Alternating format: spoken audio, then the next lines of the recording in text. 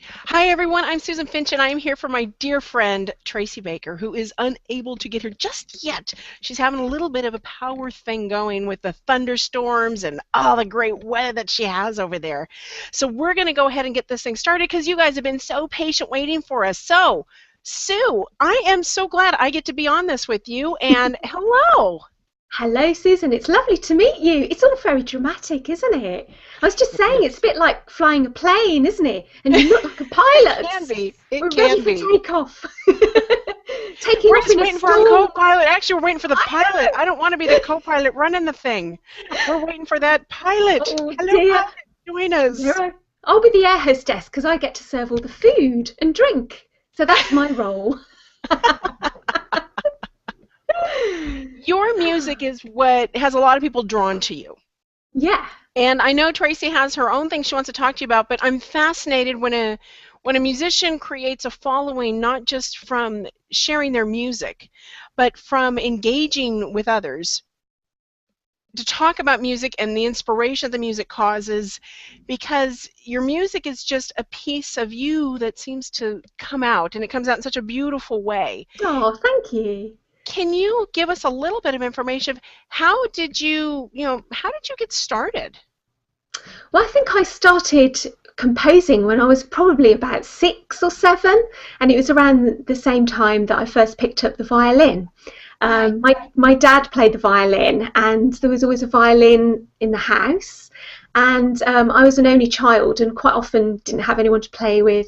So I'd just go up to a violin and pick it up and just have a go on it and try and play it. And there was always music to listen to in the house, so I'd just try and copy what music I was listening to and change it a bit and make it my own. So I think that's when I first started to compose. I know a lot of kids, my kids, when they took lessons, the thing that would hinder them is if people are constantly telling them, oh, you did that wrong, or you need to follow this rule, this book, Yeah. that book, without giving them the freedom. But you started composing right away, so obviously it sounds like you were given that confidence. Yeah, I guess so. I think, yeah, it was a musical family. My dad didn't play professionally, but he just loved music and was really encouraging. But I was never forced to play or anything like that. There was never any, you must practice for 3 hours after school. It was never ever anything like that. It just seemed to be a natural thing, which was great, really. And our pilot is here, Tracy. Oh, welcome, Tracy! I don't Hooray! know how I got in here, and I don't know how long my Wi-Fi is gonna last. Oh gosh. Hi everybody. I don't know what happened while I was gone, but I love Susan Finch. You are my hero for being here. I'm just going to enjoy the conversation because we're obviously started with how you started your path Yeah, and that's composing. Sue brought Susan. It's Tracy and the Sues. Don't we sound like a band? right. Perfect for healthy music. Absolutely.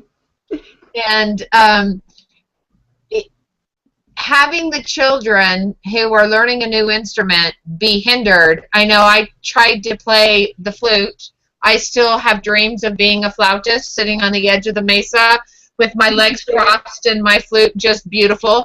Um, in my dreams it's happening every night, but how do you inspire? I mean, we all know your boys are just incredible musicians. How do you Oh, inspire them with your path?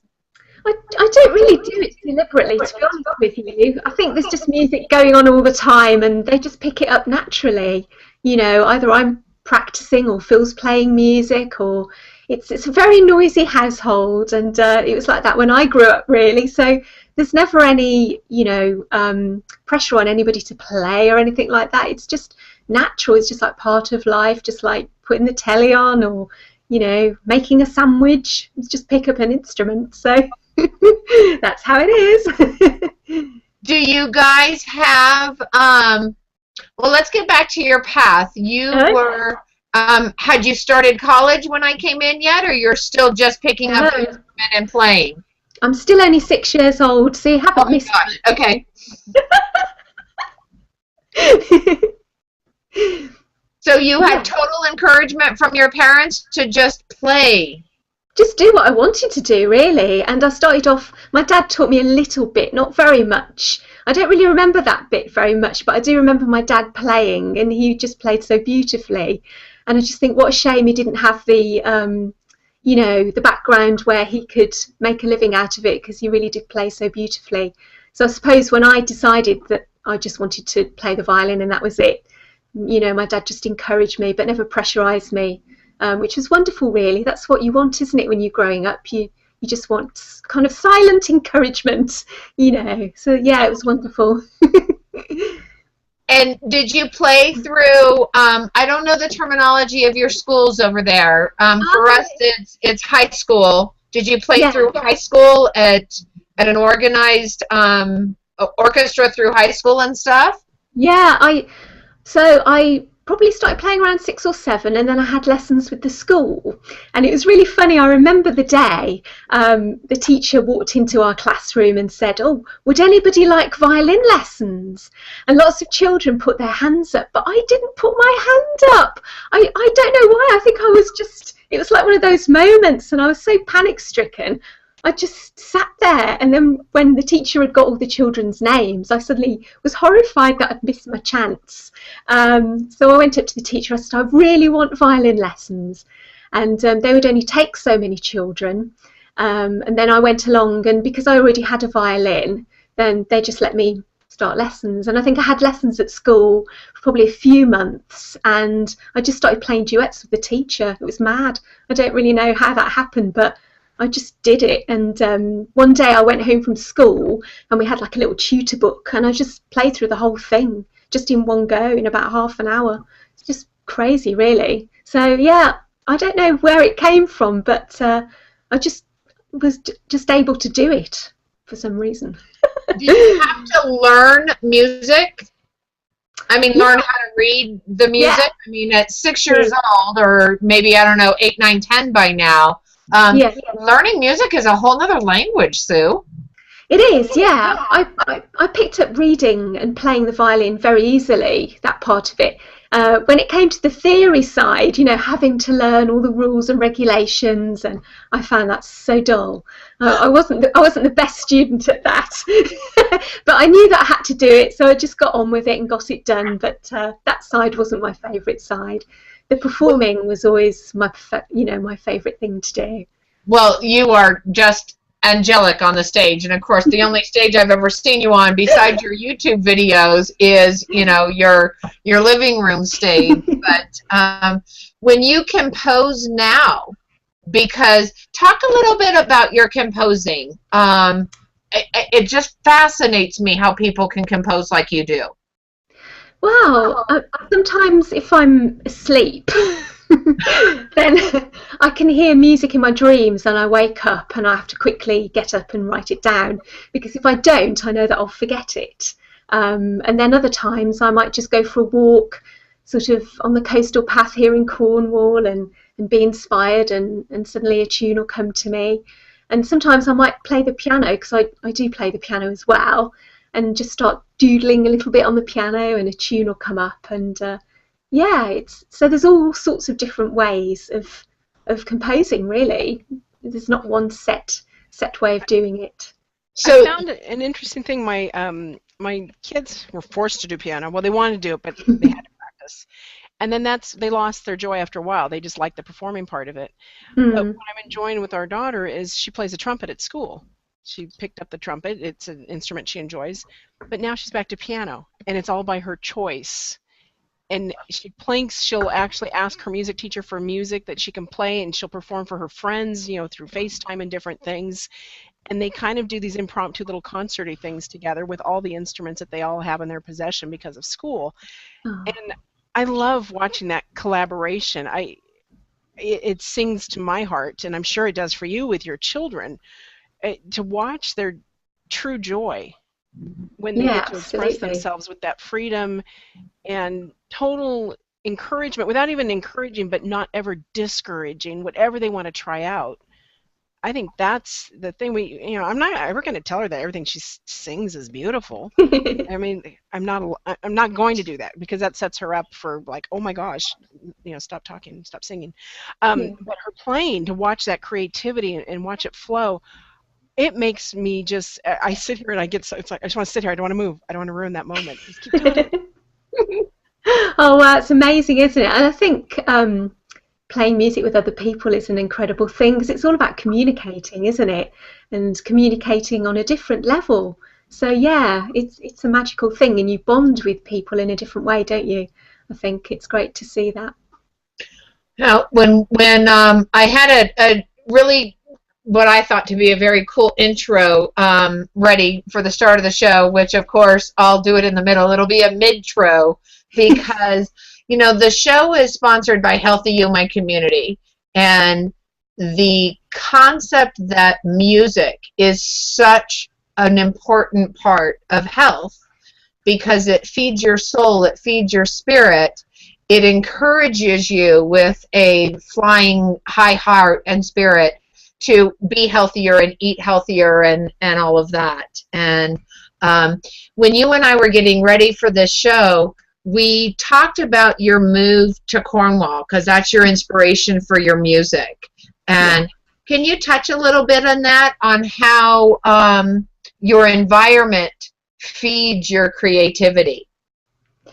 Well, the amazing thing about Cornwall is it's just such a varied place. I think because it's a peninsula, you can go onto the north coast and it's very wild, a bit like, your place tonight, Tracy. There's hurricanes and wind and rain, and you can feel the elements just sort of blowing through you, and it's incredible force. And then we live more on the south coast, but right at the end, near Land's End, and it's milder there and almost Mediterranean on some days. So yeah, just being in the landscape and the huge variety of it is just so inspiring, because it's just so very different all the time. It's never the same, and it's always so very changeable. Yeah, it's incredible. Susan's got, it's Sue and Susan. Susan's got a comment for us here. Cheryl Deuce says, would love to be a fly on the wall on the Aston house. And I'm telling you, after your first show with the whole family, I could not even calculate how many offers you got for adoption, because we all just wanted to go and sit and listen to y'all play. It's just amazing to be able to. Did your boys pick up instrument like you did when they were very young and just started banging around on guitars and things? Yeah, exactly. Yeah, they did. Phil's, as you know, a bit of a rock animal.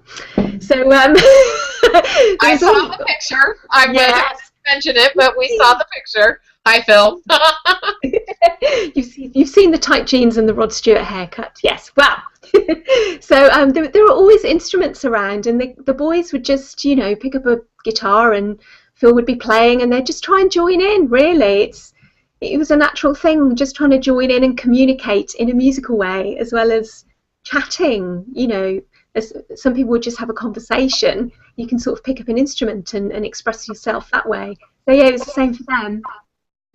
Wow. Do you find, I mean, the communication aspect of it, do you find that when you're in, you seem to have just this beautiful relationship with your boys, because that's what comes across. Oh. And I would imagine mothers and sons have some stuff occasionally. Is it easier for you to pick up and communicate through your music than it is to, I don't know, what we would do over here is sit down at the kitchen table and have a talk with Mom? Yikes! That's kind of scary. But tell us about the communication part of what you do with your family and the music.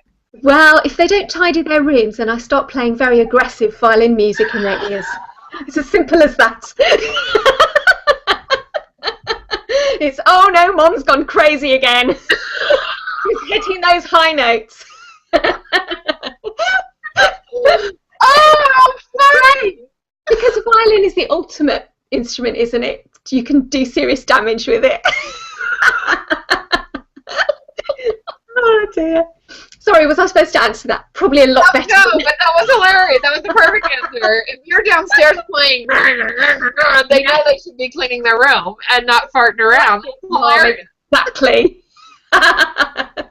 If there's sweet melodies coming from my violin, then all is well. Oh, that's fantastic.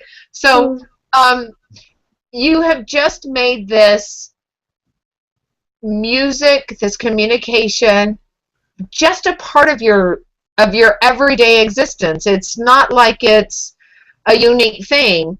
And like Susan was saying, you know, bringing it out to where the boys get to choose to play. And so how has all of what's happened within the past couple of months? You said you've been on Google Plus since March. Yeah, so not very long. not very long at all. And we have all instantly fallen in love with you. Oh. And I don't know.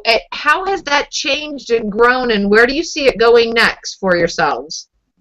Well, we just keep doing what we do, really. I mean, music, I've been doing music for such a long time. I know all the ups and downs of it. You know, you can be really happy about something that's happened one day and disappointed the next day. So I just really take each day as it comes, and it's just been a part of our lives always. So just see what happens, really. I mean, it's very exciting though, and it's great to have all this feedback. It's so encouraging. You know, we've been completely blown away by it. You know, it's just incredible. So I don't know, we just have to see, watch this space. Watch this space. And how is, I mean, I don't know, do you have an agent and producers you work with? I know you have quite a few CDs out. Yeah. Do they know what you're doing on this new social media thing? No, I've worked with lots of different producers on my previous albums. They haven't got a clue really what I'm doing. Even our next door neighbours don't even know what we're doing, which is a bit alarming, isn't it? You know, they might be walking past our house and suddenly all the curtains get drawn in the middle of the daytime. They think, what's going on in there? They have no idea that we are doing this. It just kind of adds to it, really, doesn't it?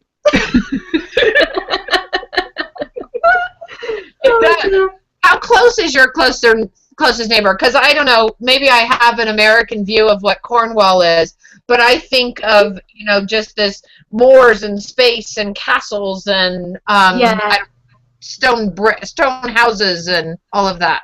Yeah, we do have that, but not in our bit. Well, we're just in like a little close, really, a very small road with about, say, 20 houses.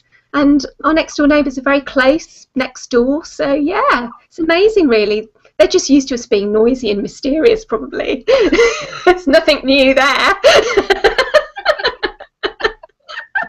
How funny. Well, I am going to get some quick shout-out hellos to a bunch of folks watching us. I don't know Coach G. Moore, so he must be one of your fans. Oh, yes, that's one of mine. Hi, Coach. Nice to meet you. I like anybody we call Coach. And Cheryl Deuce is here, and she made a comment that says, let me pull it up. I love music in the house. The best ever is sitting on the couch hearing my kids play and sing. Oh, that's Do you brilliant. feel that way too, Mom? Oh, absolutely. It really makes a house a home, doesn't it? Having music in the house, it just brings everything to life. What would you say to folks who aren't musical? How to get that same feeling? They could put on a CD, but to inspire people to turn off the telly and sit and listen to music and have that that experience with each other. Is there any hints you can give us? That's a good question, actually. I think everybody's probably very musical, because if you think about it, when people talk, everybody has an accent, don't they? And having an accent is a musical thing because your voice is going up and down. So I think a lot of the reason why people think they're not musical is usually through either an older person or a teacher or someone in authority probably being very critical to them, you know, when they're young, and I think that's such a shame. But I've taught many adults myself who've wanted violin lessons when they're in their 60s, and I don't do so much teaching now, but I still have one lady who's nearly 70. She started the violin when she was in her early 60s, and she's working on grade 7 music.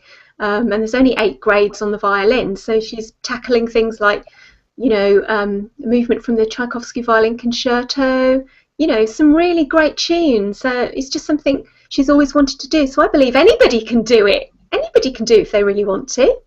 I had an uncle who at 93 was still teaching violin.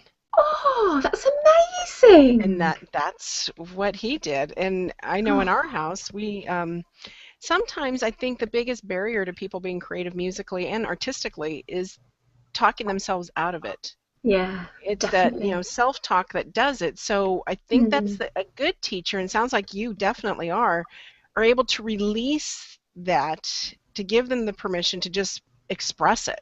Yeah. And once they can get past that barrier, you're right. I think anybody has that potential to be musical. You might not want to hear, a cappella, but you're still going to enjoy being around the people that are doing it. And in our house, sometimes we'll just put on music loud enough so we don't have to hear each other sing. And then we've been known to have dance parties. Perfect. Sounds great in your house too. I know. Oh dear. I like the dance party part because you get to add in a little bit of the exercise and. No, tell me just stop. Don't stop. Yeah, I tend to be a kind of a bad, by myself dancer because I'm used to country western and swing and two-step style of stuff. So anyway, we'll have to do that one on another day. But yes, I think we should. So you've got just this wonderful, wonderful collection of music that you've put together. One of the things I like about your show is you bring so much of the history of the piece that you're playing into it. How has the history inspired you to play more or moved you to play more? Do your boys go, oh, God, Mom, not another old piece. Can't we play something more modern? How does all of that get into it? Because I'm always curious. I don't know, really. I suppose I just love stories and, the stories behind things, how things have come into being and different people that you know, people that you meet, events in your life. It's all so inspiring, isn't it? And I don't know, I grew up with classical music, so I mean, that's really old music, isn't it? But I used to love all the stories about the composers were so badly behaved. I loved it. They were really rebellious, and Mozart particularly was a bad lad. And yeah, great. I'm all for that in moderation. So long as my boys aren't bad, of course. It's not funny then. Yeah, I would imagine a bad boy of the orchestra in Mozart's days would be a little different than a bad boy of rock and roll in today's era. I'm thinking. You never know. No, I think you're right. So with all of this new energy that's going on around you and the family, have you guys ever done a CD together, composed together? We haven't, no, not at all. No. Well, I suppose in a kind of way, Phil has played on some of my tracks, and Dan has as well, but not all of us together at the same time. And it would be lovely now Lee's older to play on something. So yeah, I think that's something that we're going to do now. Now we did our first Aston family show all because of Christine de Graaf. It was all her idea, and yeah, I think we will definitely record some stuff together now. Okay, well, Susan is telling me, because I had no idea when we started, that we are about at the half-an-hour mark. Mm-hmm. And so I want to make sure to give,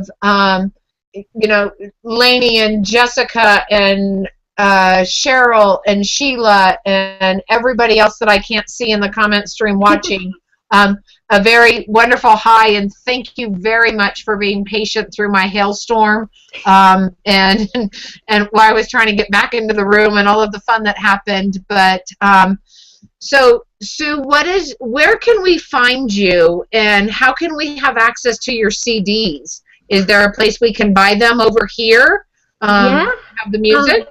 Yeah, if you go to my website, which is sueaston.com, that will tell you all about how to buy them. You can buy them on Amazon, CD Baby. You can download them. There's all sorts of different ways you can do that. So yeah, all sorts of things. Just go to my website. Do you have a favorite that should be our first one? Oh, well, they're all quite different, really. That's hard to say. I think my latest one is my favourite one, just because I had so many people playing on it that were my friends as well. You know, I had, I don't know, I suppose I was more experienced as a composer, so I wrote for more instruments instead of just me and keyboards and that. Yeah, I had quite a few of my friends play on it. So I think Between Worlds, which is my latest one, I think that's my favourite one. And it's there's folk tracks on there. There's some that are a bit more classical, but very melodic. Little jazzy number on there. It's kind of got all sorts on. So I think that's my favourite one. Very good. And Sue, Susan, oh my gosh, I cannot wait. Virtual hug to you for getting this started and figuring out all the difficulties. And I'll let you say a goodbye, even though it's kind of funny, you're in here as Healthy You. It's weird. It's like I'm in here twice. Oh, that's fine. I was so glad to get invited because I've been wanting to spend some time with Sue, and I've been watching all the buzz with all the family things. So to get invited was quite a treat and a gift. So thank you very much, Tracy. I appreciate it. Oh, great. It's lovely to meet you.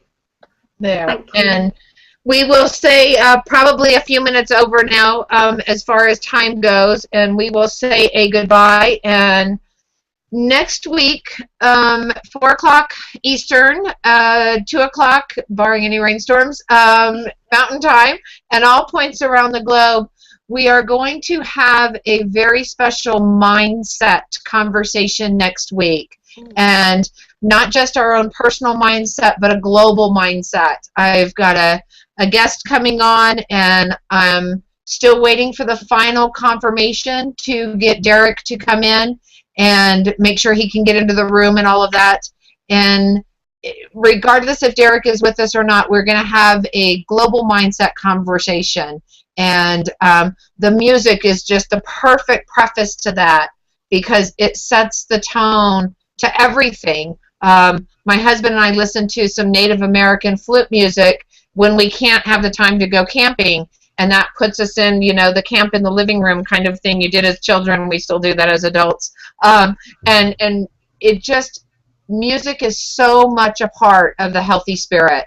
It what drives us and inspires us to do good things. So I'm so glad you came on with me today, and hugs to you and Phil and your boys, and just keep producing music for us to spend Sunday afternoons with, if you will. Oh, definitely, and thank you for asking me to come on your show. It's been great. Okay. Bye, everybody. Bye.